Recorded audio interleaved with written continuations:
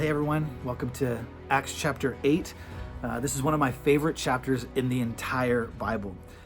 Persecution has scattered the church, right? And in verse 4 we read this, "But the believers who were scattered preached the good news about Jesus wherever they went."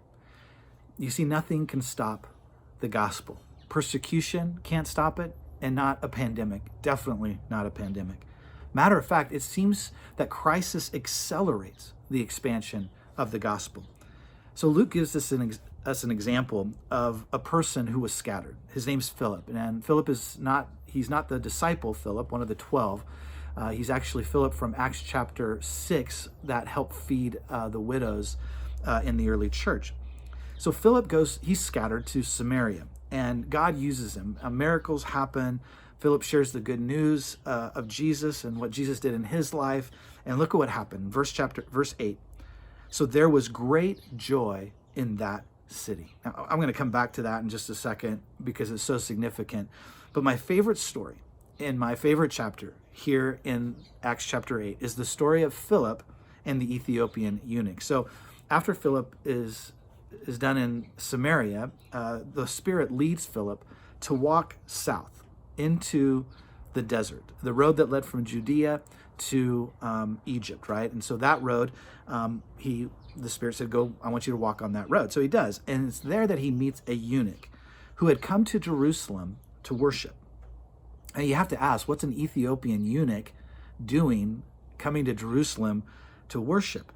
Most scholars believe that this Ethiopian had converted to Judaism. And so he was making a spiritual pilgrimage to Jerusalem.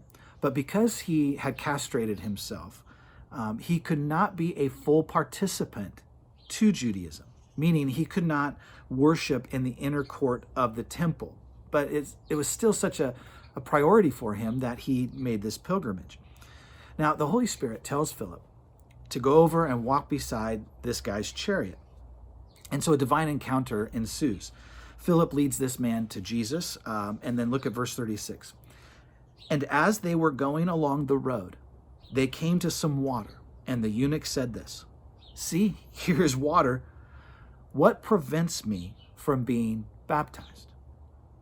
You know what he's asking, right? I mean, he's asking, is there anything in this new movement, this Jesus movement, that I'm not allowed to do? Because we all know this, every religion has restrictions, right?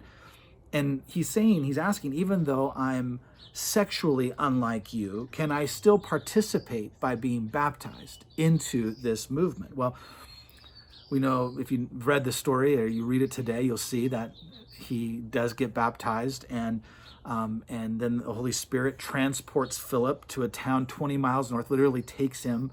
Philip disappears in the water.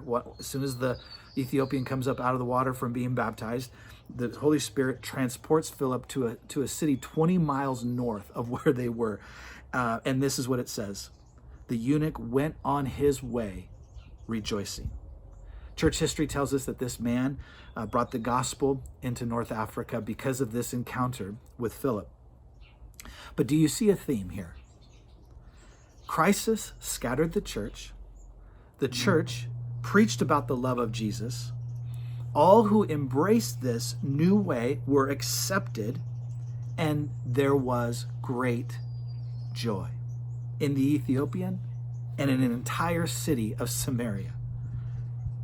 Our world needs some joy today, doesn't it? I want you to ask Jesus right now.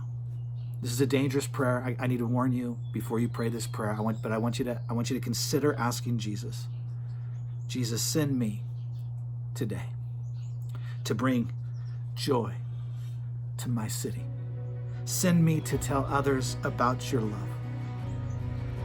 See, I hope we all get transported to bring the life and love of Jesus in new and creative ways during this pandemic, during this quarantine time, to our neighborhoods, to our families, to our friends, to our social media connections. Talk soon.